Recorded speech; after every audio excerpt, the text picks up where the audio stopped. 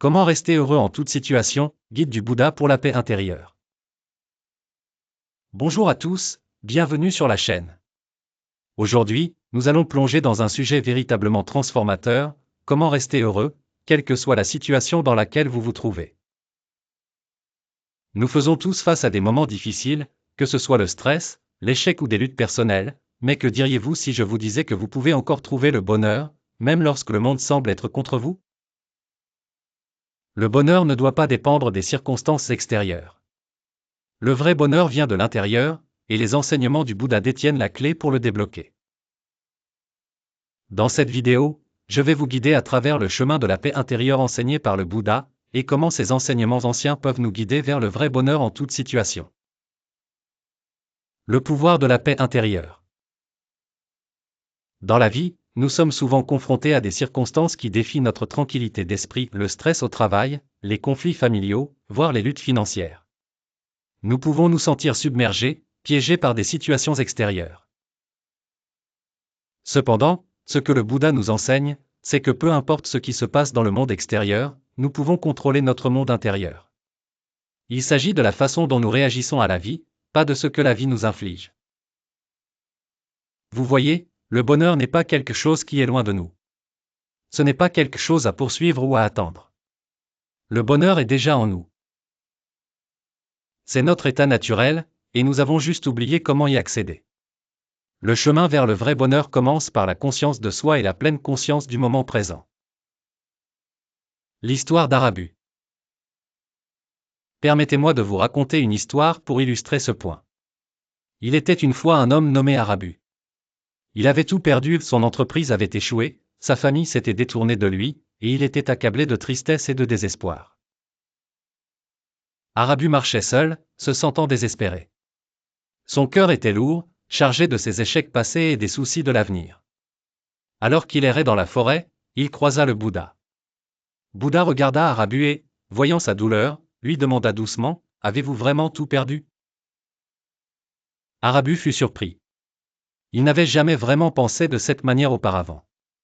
Il répondit, « Oui, j'ai tout perdu. Il ne me reste rien. » Bouddha, d'une voix calme et douce, dit, « Es-tu sûr d'avoir tout perdu? N'y a-t-il vraiment plus rien en toi ?» Arabu resta immobile, contemplant les paroles de Bouddha. Il ne pouvait pas répondre tout de suite. Bouddha continua de marcher, et en le faisant, il dit, « Peut-être, dans ce que tu as perdu, il y a une liberté cachée que tu n'as pas encore découverte. » Arabu fut frappé par ces mots. C'était la première fois que quelqu'un lui faisait remettre en question la pesanteur de son cœur. Ses luttes, son passé, ses pertes peut-être ne constituaient-ils pas toute son histoire. Les mots de Bouddha avaient planté une graine dans son cœur. Libération des attachements. Arabu passa les jours suivants à réfléchir au message de Bouddha. Bouddha lui avait dit que sa souffrance n'était pas causée par le monde extérieur, mais par son attachement à son passé et ses soucis constants pour l'avenir. Nos attachements créent notre souffrance. Arabu réalisa qu'il était piégé dans ses propres pensées, rejouant sans cesse ses erreurs passées et s'inquiétant des choses qu'il ne pouvait pas contrôler. Bouddha lui avait appris que pour trouver la paix, il devait libérer son attachement à ses pensées négatives. De la même manière, nous devons apprendre à lâcher prise sur notre attachement au passé et à l'avenir. En nous accrochant au passé, nous ne faisons que porter un poids inutile qui nous empêche d'avancer. Et en craignant l'avenir, nous laissons l'incertitude nous voler le moment présent, le seul moment que nous ayons vraiment. Vivre dans le moment présent. L'enseignement de Bouddha mettait l'accent sur l'importance de vivre pleinement dans le moment présent.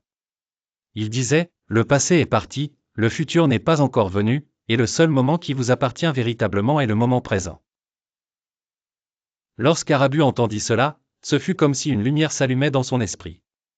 Il commença à comprendre qu'en se concentrant sur le présent, il pouvait libérer le fardeau de ses échecs passés et arrêter de craindre les incertitudes de l'avenir. Les mots de Bouddha étaient profonds, la vraie liberté et le bonheur résident dans le fait de lâcher prise sur nos attachements et d'embrasser le moment présent. À mesure qu'Arabu poursuivait son voyage, il commençait lentement à lâcher sa peur, ses regrets et sa rancœur. Le piège de la comparaison avec les autres. Alors qu'Arabu réfléchissait à sa vie, il avoua quelque chose à Bouddha. Je ressens tant de douleur quand je me compare aux autres. Mes amis ont réussi, tandis que moi j'ai échoué. Pourquoi semble-t-il qu'ils ont tout, alors que je reste en arrière? Bouddha sourit et dit, se comparer aux autres est un piège. Leur chemin n'est pas ton chemin, et ton voyage est unique. Le bonheur ne dépend pas du succès des autres. Il réside en toi, dans la manière dont tu choisis de vivre.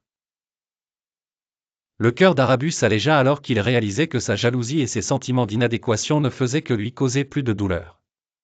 Au lieu de se comparer aux autres, il devait se concentrer sur sa propre croissance. La clé du bonheur est d'accepter qui nous sommes et d'être reconnaissants pour ce que nous avons, plutôt que de toujours aspirer à autre chose ou de nous comparer à ceux qui nous entourent. Le pouvoir de l'acceptation et de la gratitude.